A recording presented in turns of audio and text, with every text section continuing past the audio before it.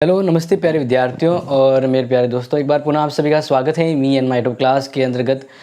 हम देखने वाले हैं आज आपके लिए बहुत ही इंपॉर्टेंट टॉपिक और इससे संबंधित एग्जाम में मोस्टली क्वेश्चन आते रहते हैं। हड़प्पा सभ्यता जिन्हें सिंधु सभ्यता भी कहा जाता है और इनके बारे में हम आज इस क्लास में पढ़ने वाले हैं और इस एक ही क्लास में हम इसको टोटली ओवरऑल कंट्रोल यानी पूरा कवर करेंगे। तो ये एक क्लास आपके लिए सफिशिएंट होगी हड़प्पा सभ्यता के बारे में। तो देखिए, जैसा कि हम बात करें, हड़प्पा सभ्यता जिन्हें सिंधु सभ्यता के नाम से भी जाना जाता है और भारतीय इतिहास को जानने के तौर पे या भारतीय संस्कृति या भारतीय इतिहास के स्रोतों के रूप में भी इनका काफ़ी योगदान रहता है। यानी भारतीय इतिहास को जानने में इनका काफ़ी योगदान रहता है। हड़प्पा सभ्यता और संस्कृति हमें इनसे काफ़ी चीज़ें अपने अतीत से, इतिहास से जुड़ी जानकारी हमें मिलती है। यानी अगर कहें तो कहीं ना कहीं ये वैदिक सभ्यता और उससे जुड़ी हुई प्रतीत होती है। तो अब यहाँ पर हम आपको बताएं, इसके समय काल को बताते हुए हम सबसे पहले ये बताते हैं आपको कि सिंधु सभ्यता। देखिए, और एक चीज़ आप बता दूं, मैं आपको यहाँ पर बोर्ड के साथ साथ डिजिटल स्क्रीन पर भी बताना चाहूँगा, क्योंकि कुछ चित्र, कुछ फोटो ऐसे हैं जो मैं आपको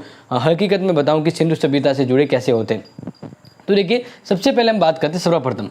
ठीक है, सर्वप्रथम अगर हम बात करें तो सिंधु सभ्यता जैसे हड़प्पा सभ्यता और मतलब दोनों इक्वली होता है। अब यहाँ पर अगर देखा जाए तो 1826 में अगर भारत से शुरुआत करें कि 1826 के अंतर्गत एक अंग्रेजी पर्यटक जो भारत की सरजमीन पर मतलब पर्यटक कहते तो घूमने आते। तो इस प्रकार से पर्यटक जिसकी हम बात करें, मेसन नाम का एक पर्यटक था, मेसन। ठीक है ना, ये अंग्रेजी पर्यटक था। कौन था? अंग्रेजी पर्यटक, यानी अंग्रेजों का उस समय राज था। तो फिर ये अंग्रेजी पर्यटक का एक व्यक्ति, यानी पर्यटन का मतलब व्यक्ति है जो घूमने के दरमियान उसे 1826 में हड़प्पा सभ्यता है उसके खंडर नजर आए। क्या नजर आए? इसे देखे, यानी इसने क्या देखे? हड़प्पा सभ्यता से जुड़े खंडर। इसको पता नहीं था कि भाई ये क्या है, इसने देखा कि भाई खंडर है। ओके, इसी तरह नेक्स्ट हम बात करें कि 1831 के आसपास एक और मतलब भारत के कर्नल, जिसके हम बात करें कर्नल बर्नस,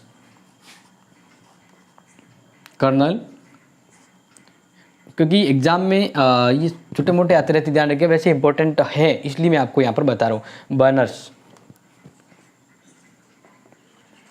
बर्नस ने भी क्या किया? हड़प्पा सभ्यता के खंडरों को देखा और इस प्रकार से दोनों ने हड़प्पा सभ्यता के देखा, लेकिन कहने का मतलब है उनका ज़्यादा उल्लेख नहीं किया। लेकिन उन्होंने जो देखा उससे बताया कि हड़प्पा सभ्यता है लगभग 4 वर्ग किलोमीटर में फैली हुई थी।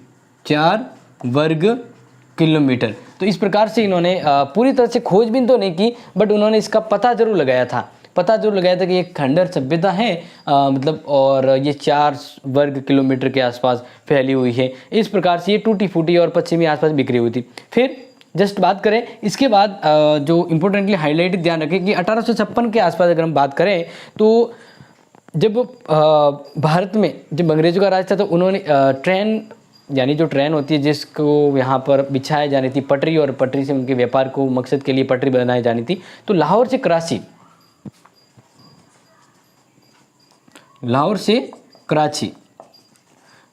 कराची के लिए उन्हें ट्रैक बनाना था। क्या बनाना था? रेलवे ट्रैक बनाना था। तो उसके लिए इन्हें ईंटों की जरूरत थी। किसकी जरूरत थी? इन्हें ईंटों की जरूरत थी। तो वो ट्रैक यहीं आसपास से गुजरा था, उन्हें ईंटों की जरूरत थी। तब उन्हें ईंटों की जरूरत के दौरान जब देखा गया कि ये कुछ मतलब कैसे थोड़ा सा कहते हैं ना कि ढाल वाल होता है, यानी कहने का ये मतलब है कि उभरा हुआ कोई भाग था जिससे ईंटें नजर आ रही थी। तो उन्होंने वहाँ से ईंटें खुदाई करके निकाली और उन्हें ये नहीं पता कि ये एक सभ्यता के खंडर है। क्या है? खंडर है। तो उन्होंने क्या किया?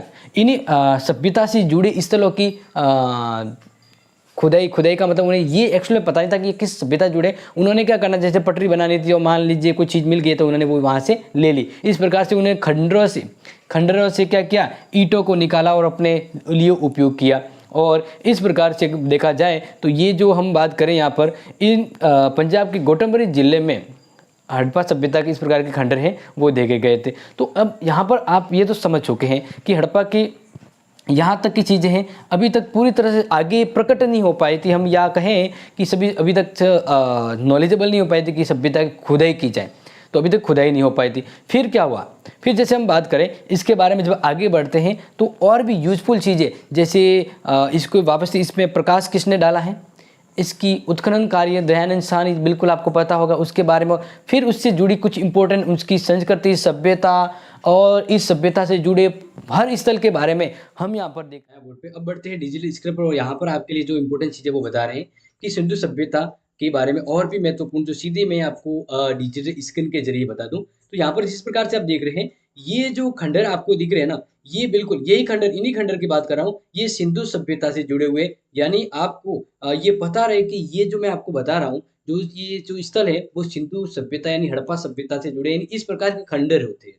और ये एक सभ्यता जिसको खुदाई के बाद आपको इस प्रकार से दिख रही है। ओके, तो अब इसके बारे में हम वैसे आगे और भी इंपॉर्टेंट कुछ फोटोज के साथ समझेंगे और पढ़ेंगे। देन सबसे जरूरी जो चीजें हैं वो यहाँ पर हम देखने वाले हैं। तो जैसे कि आपको यहाँ पर इंपॉर्टेंट चीजें नजर आ रही है, तो देखिए जहां तक मैंने बताया उसके आगे बढ़ते, तो भारतीय पुरातात्विक विभाग के महानिदेशक निदेशक जॉन मार्शल के निर्देशन में, यानी यहाँ पर ध्यान रखिएगा जॉन मार्शल, उस समय भारतीय पुरातत्व विभाग के महानिदेशक जॉन मार्शल के निर्देशन में राय बहादुर दयानंद साहनी ने 1920 के आसपास, 1921 1920 के आसपास हड़प्पा की खुदाई करवाई थी। बहुत ही इंपॉर्टेंट, ध्यान रखिएगा 1920 से 21 के आसपास आता, कहीं पे 22 पे आता, तो इसको बहुत अच्छे ध्यान रखिएगा। इसलिए इस अज्ञात सभ्यता के खोज का श्रेय, कहते हैं ना कि हड़प्पा सभ्यता की खोज किसका श्रेय किसे दिया जाता है, राय बहादुर दयानंद साहनी, दयाराम साहनी। क्यों? क्योंकि इनके निर्देशन में इन्होंने सबसे पहले इसकी खोज की थी, तो ये बहुत इंपॉर्टेंट हो जाता है। इसके बाद राखललाल मनीष ने भी 1922 में मोहनजोदड़ो खुदाई की, जो इसका पार्ट है, जो क्या है इसका पार्ट है, इसका ही एक सभ्यता का स्थल है। अब देखिए सिंधु सभ्यता के अन्य नाम के तौर पे हम जाने तो सिंधु सभ्यता, जिसको इंडस वैली सिविलाइजेशन भी कहा जाता है इंग्लिश में, इसके अलावा सिंधु सभ्यता को हड़प्पा सभ्यता और सैंधव सभ्यता के नाम से भी जाना जाता है। अगर ऐसा कंफ्यूजन वाला प्रश्न आया तो ध्यान रखिएगा। अब देखिए नेक्स्ट आप बात करें कि भाई अपने सिंधु सभ्यता का जो विस्तार है वो कितना था, जस्ट मैंने आपको थोड़ा सा बताया था। यहाँ पर कुछ एक चीजें अगर आपको कंफ्यूजन लगी है तो यहाँ पर देखिए कि सिंधु सभ्यता की सिंधु घाटी सभ्यता में पुष्पित और पल्लवित ये सभ्यता प्रथमतः मोहनजोदड़ो इन दो प्रमुख केंद्रों में प्रकाशित आई थी। ठीक है ना, यानी यह सिंधु सभ्यता की ही दो सभ्यता की बात करें, जैसे पुष्पित और पल्लवित, ये दोनों जो सभ्यता है प्रथमतः मोहनजोदड़ो में इसका जो प्रमुख केंद्र था उसमें देखी गई थी। और इन दोनों के मध्य की जो दूरी है, इन दोनों सभ्यता जस्ट इसकी सभ्यता के अंतर्गत, तो इन दोनों के मध्य की जो दूरी है वो 400 मील के आसपास थी। अब आगे देखते हैं कि इस सभ्यता का विस्तार है, यानी सिंधु सभ्यता, ये इनका विस्तार कहाँ है, सिंधु सभ्यता का विस्तार पंजाब, सिंध, इसके अलावा बलूचिस्तान, गुजरात, राजस्थान, हरियाणा, जम्मू और पश्चिमी उत्तर प्रदेश तक फैला हुआ ये सिंधु घाटी सभ्यता से यानी हड़प्पा सभ्यता से संबंधित स्थल है। तो ये आपको थोड़ा आइडिया होना चाहिए कि भाई ये सभ्यता कहाँ तक फैली हुई थी। ओके, अब आगे देखो बात करें कि इसका विस्तार उत्तर में तो आपको मिलेगा सिंधु, मतलब जम्मू तक, और दक्षिण में मिलेगा नर्मदा के मुहाने तक, पश्चिम में आपको बलूचिस्तान के मकरान तट तक, और बात करें पूर्व में तो उत्तर प्रदेश के मेरठ तक मिलेगा। और इस सभ्यता का पूर्व से पश्चिम तक 1600 किमी और उत्तर से दक्षिण तक 1100 किमी तक विस्तार है। इतनी लंबी, इतनी चौड़ी ये सभ्यता है वो पाई गई थी, यानी इतनी लंबी चौड़ी ये सभ्यता फैली हुई थी। अब देखो इसका कालावधि यानी समय की बात करें, क्या बात करें समय की, भाई ये जो सभ्यता है वो किस टाइम पीरियड में और किस समय यह देखी गई है। तो देखिए ये नोट कर लीजिएगा, क्योंकि इसलिए मैंने आपको पीडीएफ बताई है बहुत ही इंपॉर्टेंट तरीके से, और इसकी पूरी आपको ये नोट्स की तरफ भी आपको मिल जाएंगे, बट वो पेड होंगे। अब देखिए यहाँ पर कि रेडियो कार्बन पद्धति यानी C14 जैसी नवीन विश्लेषण पद्धतियों के द्वारा पता लगाया कि हड़प्पा सभ्यता का सर्वमान, यानी अलग अलग विद्वानों ने अलग अलग कहा है। मैं सिर्फ वो अलग अलग विद्वानों के नहीं बताऊंगा, मैं वो ऑथेंटिक बताऊंगा जो सीधा आप याद रखें। ओके, तो रेडियो कार्बन पद्धति के द्वारा जब इसके जो प्राप्त हुए संचार जो चीजें उससे इसके कालक्रम का पता लगता है, तो 2500 ईसा पूर्व से 1750 ईसा पूर्व का जो समय है वो हड़प्पा सभ्यता से संबंधित होता है। और इनके देखो संबंधित क्षेत्र की बात करें, जस्ट हमने क्या बताया था कि यहाँ पे देखिए गुजरात, राजस्थान, बलूचिस्तान, जम्मू कश्मीर और यहाँ से लगभग जी उत्तर के मेरठ तक, यहाँ तक ये जो फैला है वो हड़प्पा सभ्यता से संबंधित होता है। ठीक है, ये आप इससे थोड़ा ध्यान रखेंगे। अब देखिए आगे बढ़ते हैं, जस्ट हमने क्या किया कि सिंधु घाटी सभ्यता के बारे में देखने के बाद अब हम यहाँ पे देख रहे हैं सिंधु घाटी सभ्यता की 4 भौगोलिक स्थल जो है प्रमुख, उनके बारे में देख लेते हैं। देखिए पहला है मांडा, सिंधु घाटी सभ्यता से जुड़ा हुआ। मांडा जो जम्मू कश्मीर है, यह स्थल अखनूर जिले में सिनाब नदी के दक्षिणी तट पर स्थित है। यह विकसित हड़प्पा सभ्यता का सर्वाधिक उत्तरी स्थल है, यानी सबसे नॉर्थ साइड में। इसका उत्खनन है वह 1982 में गणपति जोशी और मधुबाला ने करवाया था। मांडा में तीन सांस्कृतिक स्तर देखे गए, यहाँ पर तीन अलग अलग स्तर पर संस्कृति पाए गए: प्राकृत सैंधव, विकसित सैंधव और उत्तर सैंधव संस्कृति। ओके, अब नेक्स्ट बात करें आलमगीरपुर मेरठ, और यह हड़प्पा सभ्यता का सर्वाधिक पूर्वी स्थल है, सर्वाधिक पूर्वी स्थल है यह स्थल मेरठ। और मेरठ आप जानते हैं, मेरठ जिले में हिंडन नदी जो यमुना की सहायक नदी के तट पर ही सभ्यता पाई गई थी, इसका एक जो क्षेत्र है वो। फिर देमाबाद जो महाराष्ट्र में है, देमाबाद सैंधव सभ्यता का सबसे दक्षिण का स्थल है। सैंधव जिसको हम यहाँ पर अभी जस्ट क्या करें, सैंधव सभ्यता, दैट मीन्स हड़प्पा सभ्यता। तो इसका साउथ वाला जो क्षेत्र है वो देवा, यानी पूरा बता रहे कि उत्तर में कौन सा क्षेत्र था, दक्षिण में कौन सा था, पूर्व और पश्चिम में इसका सभ्यता का स्तर कौन सा था, अंतिम छोर वो। फिर इसके बाद कई स्थल महाराष्ट्र के अहमदनगर जिले की प्रवरा नदी के बाएं किनारे पर भी स्थित है। इसके अलावा बात करें सुतका डोर जो बलूचिस्तान के अंतर्गत है, और ये दासकन नदी के किनारे सिंधु हड़प्पा सभ्यता का सबसे पश्चिमी क्षेत्र है। और इसकी खोज है वो 1927 में सर मार्क अरेल स्टाइल ने की थी। केवल 7 सैंधव स्थलों को नगर की संख्या देगी, यानी इस क्षेत्र में, इस सिंधु घाटी सभ्यता में 7 ऐसे क्षेत्र थे जिन्हें नगर की संख्या देगी, यानी उस समय ये नगर कहे जाते थे। कौन कौन से, तो नोट कर लीजिएगा, बहुत ही इंपॉर्टेंट यहाँ बता रहा हूँ: हड़प्पा, मोहनजोदड़ो, सनूडो, और इसके वाला लोथल, कालीबंगा, बनावली और धोलावीरा। ठीक है, बाकी अलग जैसे अलग अलग चीज़ों इंपॉर्टेंट है, जैसे मोहनजोदड़ो, कालीबंगा, ये हमारे सिलेबस में और भी इंपॉर्टेंट, तो इसके लिए आपको अलग से पार्ट भी मिलेगा। फिलहाल इसको मोस्ट ऑफ देख लेते हैं। अब देखिए, सिंधु घाटी सभ्यता की प्रमुख विशेषताओं की बात करें तो सबसे पहले विशेषता नगर नियोजन और संचार, सबसे जरूरी। देखिए यहाँ पर बात करें तो इस सभ्यता की महत्वपूर्ण विशेषता है नगर नियोजन। तो बहुत ही सुंदर यहाँ पर नगर नियोजन था। नगर नगरों में सड़क और मकान विधिवत बनाए गए थे।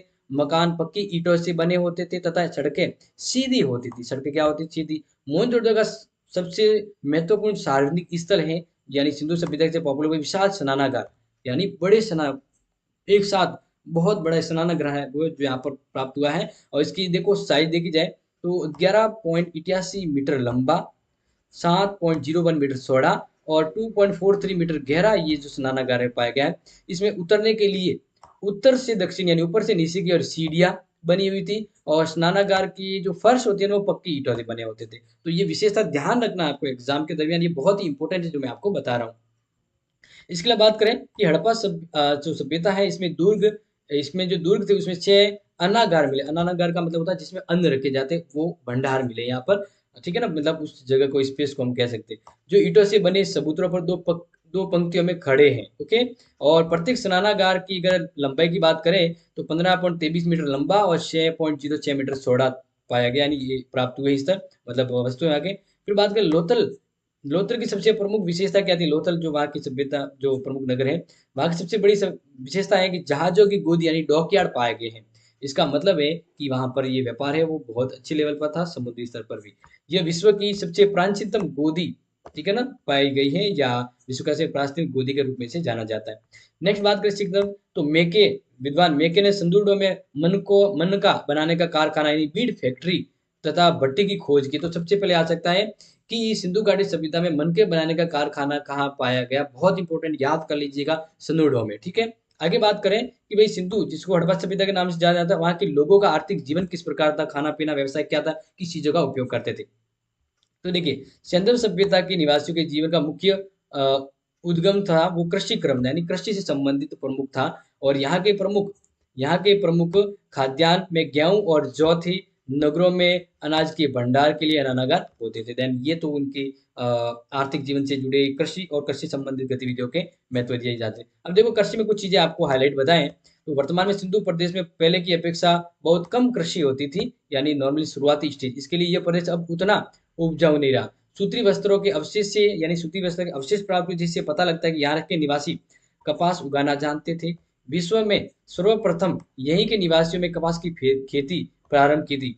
कपास को सिंडन कहा जाता था, इसलिए यूनान के लोग इसे सिडिडन भी कहते थे। ये ध्यान रखना बहुत इंपॉर्टेंट। इसके अलावा चावल के उत्पादन के साक्ष्य लोथल और रंगपुर में मिले, यानी सिंधु घाटी सभ्यता के हर स्थल में नहीं प्राप्त हुई, इसलिए कहीं पर ये भी आपने पढ़ा होगा कि सावल से संबंधित ये अपडेट नहीं थे, जानते नहीं थे, तो बिल्कुल सही है। लेकिन कुछ ऐसे सिंधु घाटी सभ्यता के स्थल है जहाँ पे सावल के अवशेष मिले हैं। ओके, तो ये आपको पता होना चाहिए, मैं किस प्रकार से आपको बताने का प्रयास कर रहा हूँ। परंतु गन्ना का कोई साक्ष्य नहीं मिला है, और लोथल और सौराष्ट्र में बाजरे की खेती व रोजदी गुजरात से रागी के साक्ष्य भी मिले हैं। अब बात करते हैं वहाँ के पशुपालन के आधार पर, एनिमल हस्बेंड्री। तो हड़प्पाई लोग बैल, कौन से पशु जानकार थे, ये अपडेट थी, बैल, गाय, भैंस, बकरी, भेड़ और सुअर को पालते थे, और इन्हें कुबड़ वाला सांड विशेष प्रिय था। कुबड़ वाला सांड चाहे बहुत ही लोकप्रिय यहाँ पर जंतु था। इसके अलावा गधे और ऊंट भी यहाँ पर रखते थे। घोड़े के अतिरिक्त घोड़े का अतिरिक्त संकेत मोहनजोदड़ो की ऊपरी सतह तथा लोथल में मिली एक संदिग्ध मरमरती कोटा में पाया। यानी घोड़े से ये अपडेट नहीं थी, घोड़े के बारे में ये संस्कृति है वो नहीं जानती थी। लेकिन अगर बात करें कि लोथल में जो संदिग्ध मुद्रा में टेरिकोटा से मिले जो उपकरण है, उसमें ये पता लगता है कि ये घोड़े से भी परिचित थे।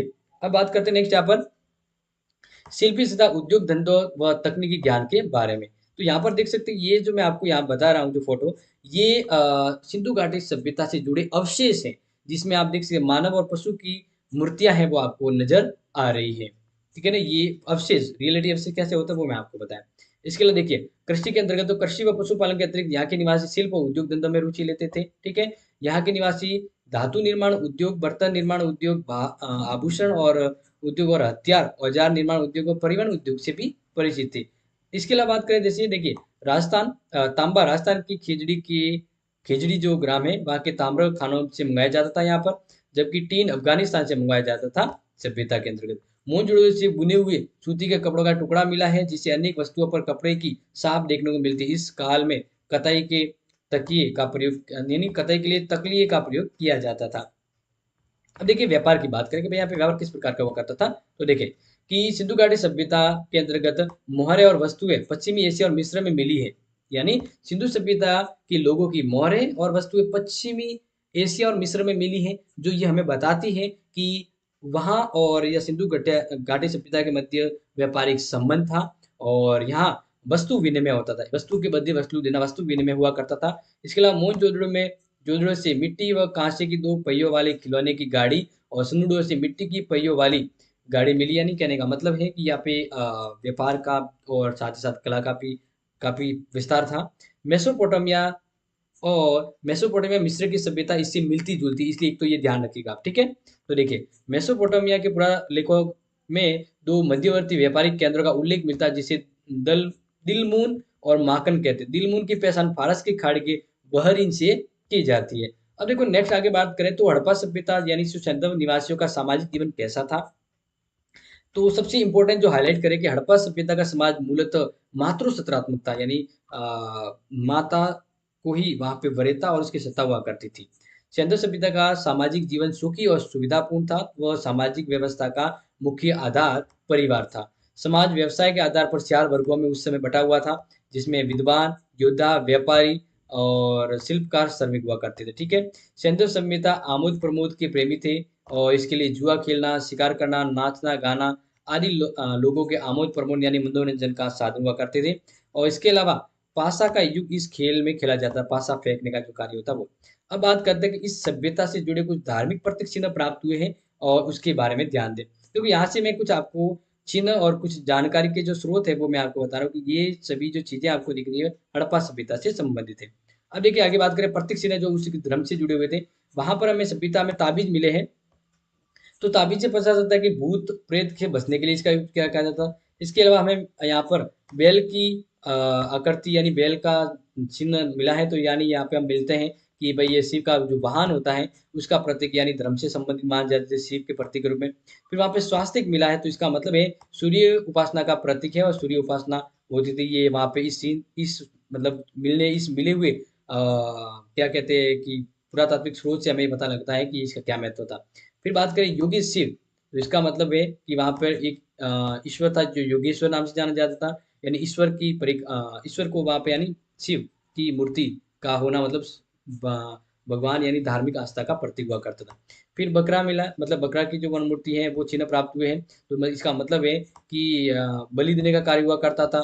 फिर है श्रृंग यानी शिव का जो रूप है वो इसके धार्मिक प्रतीक के रूप में नाग नाग जा का जो प्रतीक प्राप्त हुआ, यानी यहाँ पे पूजा हेतु नाग का उपयोग किया जाता है, यानी इसकी उपयोग के लिए वो जो प्रतिरूप में उसको यूज किया जाता। फिर भैंसा, तो देवताओं की शत्रुओं पर विजय का प्रतीक है वो भैंसा था। इसके अलावा युगल समाधान, यानी पति के साथ पत्नी का शव, यानी दफनाने के समय, कहने का मतलब पति और पत्नी दोनों को साथ में सब दफनाए जाते थे। तो एक यही सभ्यता है जहाँ पर एक साथ दफनाए जाने का जो साक्ष्य है वो मिलता है। आगे बात करें हड़प्पा सभ्यता की माप तोल, तो बाढ़ के रूप में मनके व ज्वारात की अनेक वस्तुएं पाई गई है, जिससे प्रकट होता है कि तोल में 16 तथा इसकी आवर्तों का प्रयोग होता था, जैसे 1664, 160, 320, 640, यानी ये तोल बाट का जो उपयोग है वो हुआ करता था माप तोल। मोहनजोदड़ो से सीप और लोथल से हाथी दांत का बना स्केल मिला है, बहुत इंपॉर्टेंट, नोट कर लीजिएगा। सूट कोटरा से तराजू का साक्ष्य मिला, यानी यहाँ पे माप तोल वगैरह है वो उसके बारे में जानकारी थी, जिसके स्रोत हमें ये बताते हैं कि माप तोल भी वहाँ पे सही था। अब बात करते हैं मृद भांड, ठीक है ना। तो मृद भांड का अधिकांश लाल और गुलाबी रंग के हुआ करते थे, ठीक है ना, मिट्टी से बने जो बर्तन वगैरह भांड होते वो। मृद भांड में सिंधु लिपि मिलती है, और लोथल से प्राप्त मृद भांड में एक वृक्ष पर मुंह में मछली पकड़े हुए एक पक्षी को दर्शाया गया है, तथा नीचे एक लोमड़ी का चित्र। यह पंचतंत्र की प्रसिद्ध कहानी सालाक लोमड़ी को दर्शाता है। इसके अलावा देखिए हड़प्पा सभ्यता से प्राप्त जो मोहर है उसके बारे में देखें कि मोहर पर लघु लेखों के साथ साथ एक श्रृंगी पशु, भैंस, बाघ, सांड, बकरी और हाथी की जो आकृतियां हैं वो पाई गई, यानी बनाई देखी गई है मोहरे पे। मोहरे के बनाने में सेल खड़ी का सर्वाधिक उपयोग होता था, सेल खड़ी स्टेलाइट का प्रयोग होता था।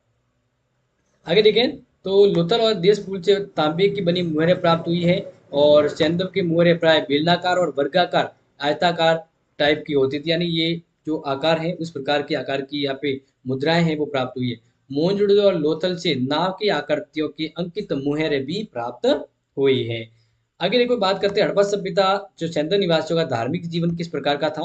तो देखिए मातृ देवी, जब मैं बताया कि मातृ सत्तात्मक व्यवस्था थी, तो मातृ देवी के संप्रदाय का सैंतव संस्कृति में प्रधान पात्र था, यानी मातृ देवी की भांति देवता की भी उपासना में बलि का विधान था। यहाँ पर पशुपति महादेव, लिंग, योनि, वृक्ष, पशुओं की पूजा की जाती थी। ये लोग भूत प्रेत, अंधविश्वास और जादू टोनों में विश्वास करते थे।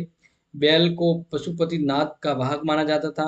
पशुओं का एक पवित्र पक्षी, यानी फक्ता जो होता था, फक्ता, ध्यान रखिएगा, एक पवित्र पक्षी को माना जाता था। इसके अलावा स्वास्तिक चिन्ह जब यहाँ पे मिला, इसका मतलब है हड़प्पा सभ्यता में इसका काफी महत्व, और हड़प्पा सभ्यता के ही देन है वर्तमान में स्वास्तिक चिन्ह। मोहनजोदड़ो से प्राप्त मुहरा पर स्वास्तिक का अंकन सूर्य पूजा का प्रतीक माना जाता है।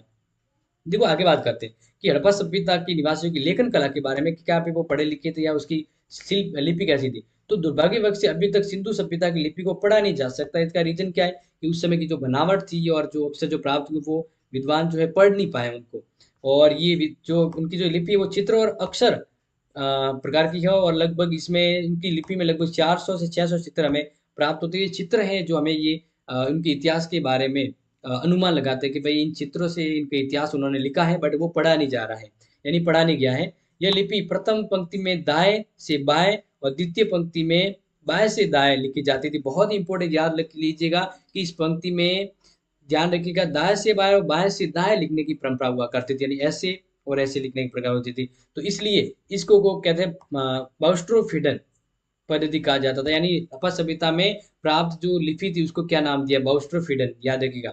इसके नेक्स्ट बात करें सिंधु सभ्यता का नाम सिंधु घाटी सभ्यता कैसे पड़ा, तो देखो इसके बारे में लॉजिक है कि 20वीं शताब्दी की शुरुआत तक इतिहास वेताओं की ये धारणा थी कि वैदिक सभ्यता भारत की सबसे प्राचीनतम सभ्यता है। लेकिन 20वीं शताब्दी के तीसरे दशक में खोजे गए स्लॉट से यह साबित हो गया था कि वैदिक सभ्यता से पूर्व भी भारत में एक अन्य सभ्यता का विद्यमान थी, जिसे हड़प्पा सभ्यता या सिंधु सभ्यता के नाम से जाना जाता। आरंभिक स्थलों में अधिकांश सिंधु नदी के किनारे, यानी कहने का मतलब है कि ये जो स्थल है ज्यादातर सिंधु नदी के किनारे पाए गए थे, इसलिए इसको सिंधु घाटी सभ्यता कहा जाता है। क्लियर। अब देखिए फिर सिंधु घाटी सभ्यता का नाम फिर हड़प्पा कैसे पड़ा। देखो ये सिंधु तो हम मान ली कि भाई सिंधु की नदी के किनारे ज्यादा से स्थल पाए तो सिंधु नदी कहेंगे। फिर हड़प्पा के बारे में देखो इसके प्रथम अवशेष हड़प्पा नामक इस सभ्यता स्थान से प्राप्त हुए, यानी इसके जो इस सभ्यता से जुड़ी जो प्रथम जो अवशेष है ना वो हड़प्पा एक जगह स्थान से प्राप्त हुई, इसका मतलब वहां उसे हड़प्पा सभ्यता के नाम से जाना जाने लगा। अब बात करते हैं कि भाई हड़प्पा सभ्यता जो थी अच्छी थी, नगर वगैरह अच्छे थे, फिर ये कैसे चलेगी, लुप्त कैसे होगी, यानी इसके खत्म होने का कारण क्या है। तो वो बहुत इंपॉर्टेंट एग्जाम में आता रहता है। ये सभ्यता तकरीबन 1000 साल रही, ठीक है ना, इसका समय एक साथ चल रहा है, यानी शुरू से एंड तक का। इसके अंत के कारणों में इतिहासकार एक मत नहीं, कोई अलग कारण कह रहा है, किसी विद्वान ने अलग कहा है, सभी विद्वान अपने अपने अलग अलग राय देते हैं। ठीक है, लेकिन फिलहाल अगर सबका राय काउंट की जाए तो जलवायु परिवर्तन, नदियों के जल मार्ग में परिवर्तन, या फिर आर्यों के आ जाने से उनके आक्रमण के कारण, या बाढ़ और सामाजिक ढांचे में बिखराव और भूकंप, ये जो कारण है टोटली मिलाकर विद्वानों ने इस पर राय प्रकट की कि ये वो कारण है जिस वजह से सिंधु सभ्यता है वो समाप्त हो गई। यानी जलवायु परिवर्तन हो गई, जो जहाँ उपजाऊ जमीन या नमी जलवायु नहीं रही तो इस वजह से लोग वहां से उजड़ गए, या नदियों का जल मार्ग बदला, नदियों ने अपना मार्ग बदल दिया, जो पानी नहीं होगा तो सभ्यता कैसे बनेगी। और एक और कारण कहते हैं कि आर्य जब आए यहाँ पर तो उन्होंने आक्रमण किया और यहाँ से सभ्यता को नाश कर दिया। इसके अलावा कहा जाता है कि भाई भूकंप बाढ़ आने से भी सभ्यता नष्ट हो चुकी थी। अब देखिए जो जरी इंपॉर्टेंट, अब नोट कर लीजिएगा इसको, कि हड़प्पा सभ्यता के संबंधित जो स्थल है उसकी खोज किसने कब की, तो वो हम जान लेते हैं। देखिए हड़प्पा सभ्यता, हड़प्पा सभ्यता का वर्तमान जो क्षेत्र है मोंटेगरी जिला पंजाब पाकिस्तान में आया हुआ है। इसके उत्खनन करता राय बहादुर साहनी और व्हीलर। इसकी खोज की गई थी 1921 में, और इसके पास यहाँ पे जो नदी है रावी, यानी हर सिंधु सभ्यता हड़प्पा सभ्यता के जो भी स्थल प्राप्त हुए कहीं ना कहीं वो नदी से, नदी के पास ही है, क्योंकि नदी है इनका स्रोत होता है जो सभ्यता विकसित हो पाती है। आगे बात करते हैं मोहनजोदड़ो। तो मोहनजोदड़ो जो है वो वर्तमान में कहाँ है, लरकाना सिंध जिला पाकिस्तान में है। और इसकी खोज राकल दास बनर्जी और मार्टियर व्हीलर ने की थी। और कब की, तो 1922 में, और नदी थी यहाँ पर सिंधु नदी। इसके बाद के लोथल की खोज किसने की, ठीक है ना, तो पहले तो ये बात कि लोथल अहमदाबाद गुजरात में आया हुआ है। इसकी खोज रंगनाथ राव ने की, और इसका जो समय टाइम पीरियड 1954 एवं 1962 के मध्य। यहाँ पर ये जो नदी थी वो भोगवा नदी के आसपास संस्कृति पाई जाती है। फिर बात करें सनूरलो, ये वर्तमान सिंध पाकिस्तान में आया हुआ है। इसकी खोज है अर्नेस्ट मैके व एन.जी. मुजुमदार ने की है, और इसका समय है 1931 खोज का, और ये भी सिंधु नदी के पास विकसित होती है। इसके अलावा बात करते हैं जो एग्जाम में मोस्ट ऑफ आता है, कालीबंगा सभ्यता, और ये सिंधु घाटी सभ्यता से जुड़ी हुई है। इसकी ये जो स्थल है वो हनुमानगढ़ राजस्थान में है। इसकी खोज अमलानंद घोष और ब्रजवासी लाल ने की है, और अमलानंद घोष ने 1952, ब्रजलाल ने 60 के अंतर्गत खोज की, और ये सभ्यता घग्गर नदी के किनारे स्थित थी। बात कर राखी गढ़ी, तो राखी गढ़ी है ये हिसार हरियाणा में वर्तमान में इसका क्षेत्र है, और इसकी खोज सूरज बान ने की है, और समय 1969 है। ये घग्गर नदी के पास सभ्यता विकसित हुई थी। फिर कोटी दीजी, ये सिंध पाकिस्तान के अंतर्गत है, और दुर्वे और फजल एवं अहमद खान ने इसकी खोज की 1935 से पश्चिम के अलग अलग समय के अंतर्गत, और ये भी सिंधु नदी के आसपास विकसित हुई। इसके अलावा बात करें बनावली, तो बनावली है वो हिसार हरियाणा के अंतर्गत है वर्तमान में, और R.S. बिष्ट ने इसकी खोज की 1973 के आसपास, और ये सरस्वती नदी के किनारे पाई गई है। फिर बात करें रोपड़, रोपड़ जो है ये रूपनगर पंजाब में है वर्तमान, और दुर्वे और फजल और अहमद खान ने इसकी खोज की है 1955 में। ये सभ्यता सतलज नदी के किनारे पाई गई थी। बात करें रंगपुर, ये काठियावाड़ गुजरात में है वर्तमान में। R.S. बिष्ट ने इसकी खोज की है 1954 के अंतर्गत, और भादर मादर जो मतलब एक नदी है वो यहाँ पर पाई गई है, इसके आसपास विकसित हुई। फिर आलमगिरी जो मेरठ उत्तर प्रदेश के अंतर्गत है।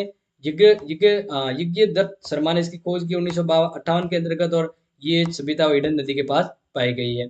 इसके अलावा बात करें सुपकार डोर, ये पाकिस्तान बलूचिस्तान के अंतर्गत है। ऑरेंज स्टाइनर और जॉर्ज डैश ने खोज की 1927 के अलग अलग समय के अंतर्गत। ये सभ्यता दास नदी के पास पाई गई है। मांडा, मांडा सभ्यता जम्मू कश्मीर में, वर्तमान में जगपति जोश ने इसकी खोज की थी 1982 में, और ये सेनाब नदी के आसपास विकसित हुई थी। फिर सुतका को, ये पेरिन बलूचिस्तान के अंतर्गत है वर्तमान में। जॉर्ज डेल ने इसकी खोज की थी 1962 में, और शादी कौर नदी है जहाँ पर ये विकसित हुई थी। फिर है सूट कोदड़ा कुर्दा, ये कच्छ गुजरात के अंतर्गत है। इसकी खोज जगपति जोश ने की थी 1964 के अंतर्गत बात करें, और ये सरस्वती के किनारे विकसित हुई थी। तो इस प्रकार से मोस्ट ऑफ डियर स्टूडेंट, मैंने आपको हड़प्पा सभ्यता के बारे में, जो सिंधु सभ्यता कहते हैं उसके बारे में बहुत ही इंपॉर्टेंट तरीके से एक एक छोटी बड़ी सब डिटेल बताई है। यानी आई होप ये क्लास और ये जो मैंने चीज़ें आपको बताई है समझ में आ चुकी होगी। कुछ डाउट या कुछ कंफ्यूजन है तो ज़रूर बताइएगा। बाकी इस क्लास को एंजॉय कीजिए, नोट कीजिए, और आने वाली क्लास के लिए जुड़े रहिए। अपने मित्रों को भी शेयर करें कि वन एंड ओनली दो channel me and my two class for your all everything college purpose need. मिलते हैं नेक्स्ट वीडियो में, तब तक के लिए thank you so much and take care.